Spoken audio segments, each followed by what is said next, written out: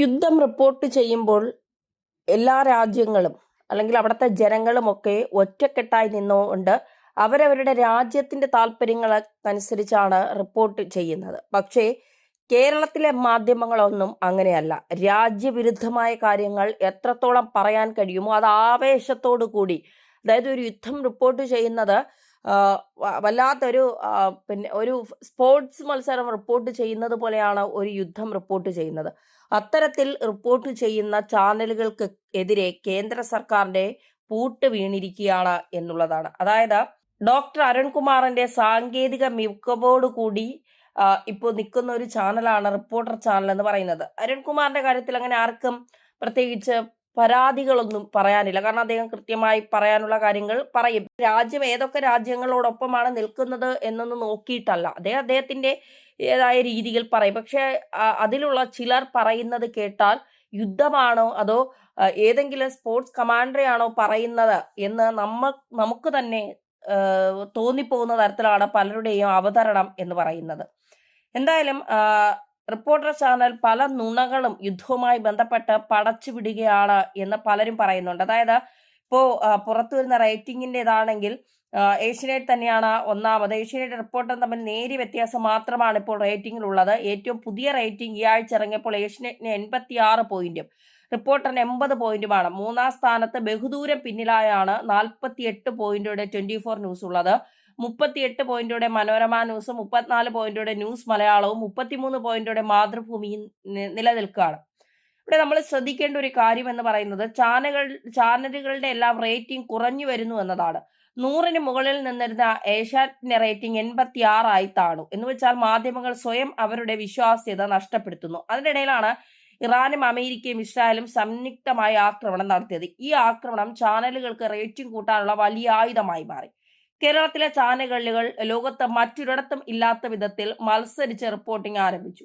പാശ്ചാത്യ രാജ്യങ്ങളിലെ ചാനലുകൾ അവരവരുടെ രാജ്യത്തിന്റെ നിലപാടിന് വിരുദ്ധമായി ഒന്നും ചെയ്യാതിരിക്കവേ ഇവിടെ അനാവശ്യമായി ഇന്ത്യയെ കുറ്റം പറയുക, ഇന്ത്യയുടെ സഖ്യകക്ഷികളായ ഇസ്രായേലിനെയും അമേരിക്കയും തള്ളിപ്പറയുക തുടങ്ങിയ നിലപാടിലേക്ക് മാറി. മാത്രമല്ല GCC രാജ്യങ്ങളുമായി ഇന്ത്യക്ക് നല്ല ബന്ധമാണ്. ആ ബന്ധങ്ങളെ കുഴപ്പത്തിലാക്കുന്ന നിലപാട് ഇന്ത്യക്ക് എടുക്കാൻ കഴിയില്ല. എന്നാൽ അതിവൈകാരികമായി വാർത്തകൾ റിപ്പോർട്ട് ചെയ്ത് റേറ്റിംഗ് കൂട്ടാനുള്ള നെട്ടോട്ടത്തിലായിരുന്നു ചാനലുകൾ, പ്രത്യേകിച്ച് മലയാളം ചാനലുകൾ. അത് പറയാതിരിക്കാൻ കഴിയില്ല എന്നുള്ളതാണ്. റിപ്പോർട്ട് ചാനൽ കാട്ടിക്കൂട്ടിയത് വലിയ വിമർശനത്തിനിരയാക്കി. അതായത് ലേലം വിളിക്കുന്നത് പോലെയും ഫുട്ബോൾ കമന്ററി പറയുന്നത് പോലെയും തുടക്കത്തിൽ പറഞ്ഞതുപോലെ അങ്ങനെ തന്നെയാണ്. അതിലൊരു അവതാരകയ്ക്കെതിരെ വലിയ രീതിയിലുള്ള പിന്നെ ആരോപണങ്ങളും വിവാദങ്ങളും വിമർശനങ്ങളും ഒക്കെ വലിയ രീതിയിൽ വന്നതാണ്. തിരഞ്ഞെടുപ്പ് ഫലം പറയുന്നത് പോലെ അതിവൈകാരികമായി അലറി വിളിച്ചുകൊണ്ടാണ് റിപ്പോർട്ടിംഗ് രീതിയാണ് യുദ്ധത്തിൽ അവർ എടുത്തത്. വലിയ ഭയപ്പെടുത്തുന്ന ചിത്രങ്ങൾ, ഇമോജികൾ ഒക്കെ കാണിച്ചുകൊണ്ട് എല്ലാവരെയും ഭീതിപ്പെടുത്തുക. അതായത് ഇത്തരം വാർത്തകൾ കണ്ട് വിദേശത്തിരിക്കുന്ന പലരും വിളിച്ചിട്ട് അത്രയ്ക്ക് പ്രശ്നമുണ്ട്, അവര് പോലും അറിഞ്ഞിട്ടില്ല GCC രാജ്യങ്ങളിൽ ഇത്രയും പ്രശ്നങ്ങൾ ഉണ്ടെന്ന്. പലരും വിളിച്ചു ചോദിക്കുകയാണ്, എന്തെങ്കിലും പ്രശ്നമുണ്ടോ, TV-യിൽ അങ്ങനെ കാണിച്ചു, ഇങ്ങനെ കാണിക്കുന്നു, ഭയപ്പെടാൻ എന്തെങ്കിലും ഉണ്ടോ, അങ്ങോട്ടേക്ക് വരാൻ പറ്റുന്നില്ല. കുഞ്ഞുങ്ങളെയൊക്കെ വെച്ച് നിൽക്കുന്ന മാതാപിതാക്കളൊക്കെ വലിയ ആശങ്കയിലാണ്, എന്ത് ചെയ്യണമെന്നറിയാതെ. അപ്പൊ വലിയൊരു ഭീതി അവരങ്ങ് സൃഷ്ടിച്ചു വെച്ചു എന്നതാണ്. ഈ ചാനലുകളുടെയൊക്കെ ബാർക്കിംഗ് റേറ്റിലെ മത്സരത്തിലെ മാനദണ്ഡം ഒരു ചാനൽ കടുത്ത മത്സരം തുടങ്ങിയതോടെ മറ്റ് ചാനലുകൾക്ക് ബിഗ് ബ്രേക്കിംഗ്, ബിഗ് TVയുമായി വന്ന ഒരു ചാനലിന്റെ അവസ്ഥ നമ്മൾ കണ്ടതാണ്. അതുപോലെ ബിഗ് ബ്രേക്കിംഗ് എന്ന പേരിൽ വ്യാജ വാർത്തകൾ കൊടുക്കേണ്ടി വന്നു. സൗദിയും UAEയും ഖത്തറും ബഹറിനുമൊക്കെ ഇന്ത്യയുടെ സൗഹൃദ രാജ്യങ്ങൾ എന്ന് തിരിച്ചറിയാതെ ഇസ്രായേലും അമേരിക്കയും സംയുക്തമായി നടത്തുന്ന ആക്രമണത്തോടെ GCC രാജ്യങ്ങൾക്ക് പോലും സമ്മതമാണെന്ന് മനസ്സിലാക്കാതെ ഇറാന് വേണ്ടി വിടുപണി ചെയ്യുന്ന രീതിയിലാണ് ചാനലുകൾ ഇതൊക്കെ ഏറ്റെടുത്തു തുടങ്ങിയത്. അതായത് ജനങ്ങളുടെ ക്ഷമയെ കബളിപ്പിക്കുന്ന തരത്തിൽ ചാനലുകൾ, പ്രത്യേകിച്ച് റിപ്പോർട്ടർ ചാനൽ മത്സരരംഗത്ത് ഇറങ്ങിയതോടെ ജനങ്ങൾ അവരെ തെറി വിളിച്ചുകൊണ്ട് രംഗത്തെത്തി. അതായത് റിപ്പോർട്ടർ ചാനൽ എന്നല്ല, റിപ്പോർട്ടർ ചാനൽ മാത്രമല്ല, റിപ്പോർട്ടർ ചാനൽ ഇപ്പോൾ സ്മൃതി പരുത്തിക്കാടാണെങ്കിലും അരുൺകുമാർ ഒക്കെ ആണെങ്കിലും മികച്ച രീതിയിൽ വാർത്ത അവതരിപ്പിക്കുന്നവരാണ്. പ്രത്യേകിച്ച് അരുൺകുമാർ, അവരൊക്കെ മികച്ച രീതിയിൽ വാർത്ത അവതരിപ്പിക്കുന്നവരാണ്. അവരൊന്നും ഇത്രയും അലറി വിളിച്ച് ഒരു വാർത്തയെ, ഒരുപാട് വർഷത്തെ മാധ്യമ പരിചയമുള്ളതുകൊണ്ട്, മാധ്യമ പ്രവർത്തന പരിചയമുള്ളതുകൊണ്ട് ഒരു വാർത്ത എങ്ങനെ കൈകാര്യം ചെയ്യണം, അതെങ്ങനെ കൊണ്ടുപോകുന്നൊക്കെ അവർക്കറിയാം. പിന്നെ ചില സമയങ്ങളിൽ നമ്മുടെ കയ്യിൽ നിന്ന് ചില കാര്യങ്ങൾ പോകും. അതിപ്പോ ചില സാഹചര്യങ്ങൾ അങ്ങനെയാണ്.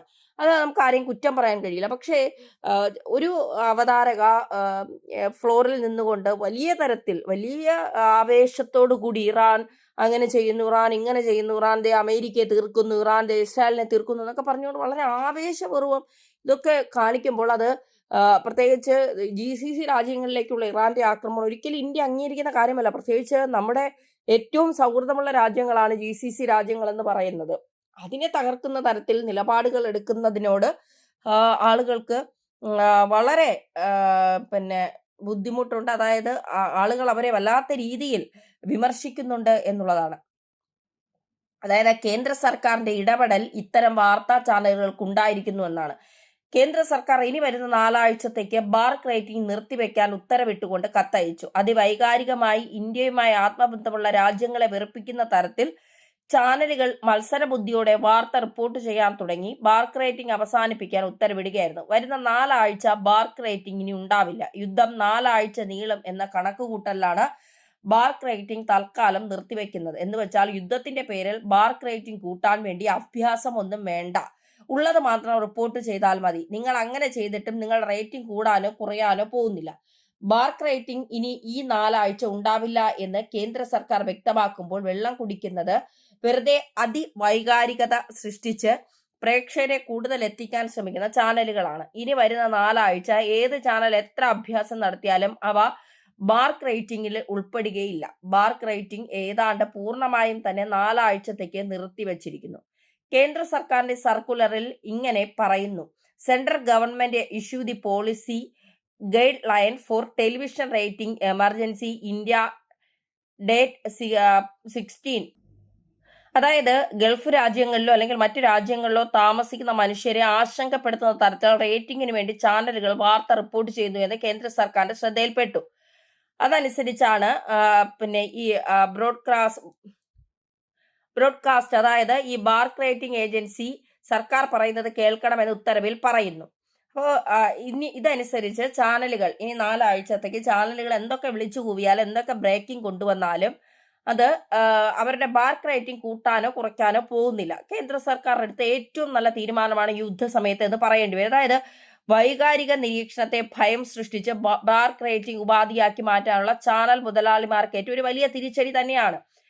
വരാൻ പോകുന്ന ദിവസങ്ങളിൽ റിപ്പോർട്ടർ ചാനൽ അടക്കമുള്ളവർ എത്ര സംയമനത്തോടെ ആയിരിക്കും വാർത്ത റിപ്പോർട്ട് ചെയ്യാൻ പോകുന്നത് എന്ന് നമുക്ക് മനസ്സിലാക്കാൻ സാധിക്കാം. റിപ്പോർട്ടർ ചാനൽ അടക്കം മറ്റ് ചാനലുകൾ ഒരുപക്ഷെ ചിലർ കാണിക്കുന്ന കാര്യങ്ങളാണ് ഈ സോഷ്യൽ മീഡിയയിലൊക്കെ ആളുകൾ എടുത്തിട്ട് പഞ്ഞിക്കിടുന്നത്. അപ്പോൾ നമുക്ക് അതിനെ കുറ്റം പറയാൻ കഴിയില്ല. കാരണം നമ്മളൊക്കെ മാധ്യമപ്രവർത്തകരായതുകൊണ്ട് പറയുന്നത് ആ സമയത്ത് എന്താണ് പറയുന്നത് എന്ന് പൂർണ്ണമായൊരു ബോധ്യമുണ്ടാകും. ചിലപ്പോൾ ചില സമയങ്ങളിൽ കൈവിട്ട് പോകും നമ്മുടെ കയ്യിൽ നിന്ന്. അപ്പോൾ അത് തീർച്ചയായിട്ടും, കാരണം ചാനലുകളെ സംബന്ധിച്ചിടത്തോളം റേറ്റിംഗ് കുറഞ്ഞാൽ അത് അവരെ മീറ്റിങ്ങിലൊക്കെ വലിയ രീതിയിൽ പ്രശ്നങ്ങൾ ഉണ്ടാക്കും, അവർക്കത് വലിയ മാനസിക പ്രശ്നങ്ങൾ ഉണ്ടാക്കും. അപ്പോൾ അത്തരത്തിൽ ആ സമയത്ത് റേറ്റിംഗ് കൂട്ടുക എന്നുള്ളത് മാത്രമാണ് ഇവരുടെയൊക്കെ ഒരു വെല്ലുവിളി എന്ന് പറയുന്നത്. അപ്പോൾ അതിനുവേണ്ടി എന്തും ചെയ്യുക എന്നുള്ളതാണ്. അതിന് ഈ യുദ്ധമല്ല അതിന് തിരഞ്ഞെടുക്കേണ്ട ഒരു സംവിധാനം എന്ന് പറയുന്നത്. പ്രത്യേകിച്ച് ഒരുപാട് പേർ വലിയ രീതിയിൽ ഭയപ്പെട്ടിരിക്കുന്ന ഒരു സമയം കൂടിയാണിത്. മിഡിൽ ഈസ്റ്റിലെ ഒരുപാട് ആളുകൾ, ഇന്ത്യക്കാരടക്കം മലയാളികളടക്കം അവിടുത്തെ ജനങ്ങളടക്കം വലിയ രീതിയിൽ പിന്നെ ഭയന്ന, ആശങ്കയിൽ, പ്രതിസന്ധിയിൽ, സമ്മർദ്ദങ്ങളിലൊക്കെ ആയിരിക്കുന്ന ഈ സമയത്ത് ഇങ്ങനെ ചെയ്യുന്നത് മോശമാണ് എന്ന് മാത്രമേ പറയാൻ കഴിയൂ.